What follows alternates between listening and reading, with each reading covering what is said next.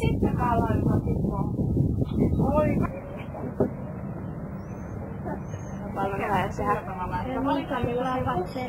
On sulla lempijäätelmä? Täältä löytyy meiltä vaihtoehtoja. Haluaisi tulla jäätelöpajaan? Okei. Ja ootko käynyt muissa Vekarvarkauden pajassa? Joo. Missä kaikkialla? Esim. Siinä taitoshopilla ja sitten tässä maalauspajassa. Se on kivaa. Joo. Haluaisi tulla jäätelöpajaan? No, jäätelö on hyvä ja se on hyvä. Okei. Mikä on sun lempijäätelömaku? Okei. Ja mitä jäätelöä sä laitat tähän sun annokseen? Vadelmalakriksi ja fanseriina. Okei. Ja sitten koristelut laitoit. Okei. Kaksi, kolme, tuulta!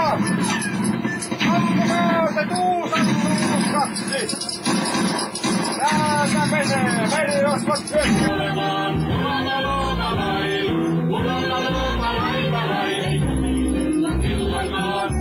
Minä olen rosvokapteeni Jack Varpunen.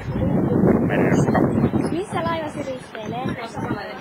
Minun laivani rosvoilee tällä viikolla Hurusmerellä. Mikä on lempiruokasi? Hohhoja.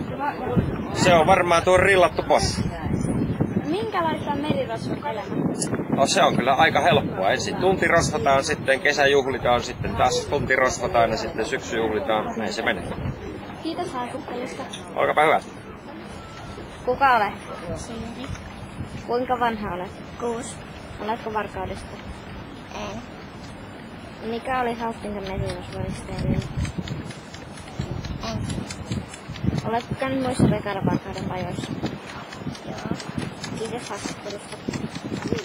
Katsotko, että sinisiä tuttiin sinisen kauhean ja punaisen punaisen? Näin. No kalvolta. No niin, mä voin viedä nämä.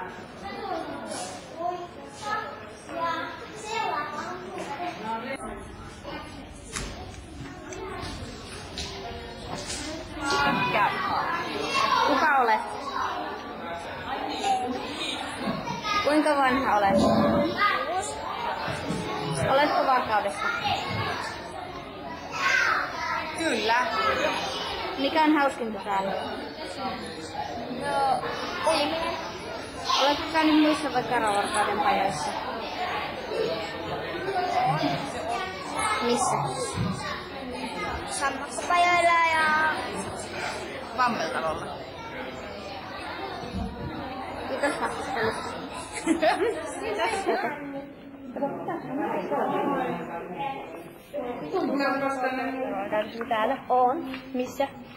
No, jääskityöpajassa ja Okei, ja mikä oli kivointa? jääskityöpaja. Okei. Okei, kiitos. Oletko käynyt jossain muualla Vekarvarkauden työpajassa? On. Missä kaikkialla? Mä oon käynyt sammakoiden touhupajoilla ja sitten mä oon käynyt siinä junassa ja aika paljon muissa. Okei, mikä oli kivointa? Meillä sammakoiden touhupajoilla. Okei, ja aiotko mennä vielä jonnekin? Mä varmaan siinä Vekarvarkauden teatterin näytelmässä. Okei.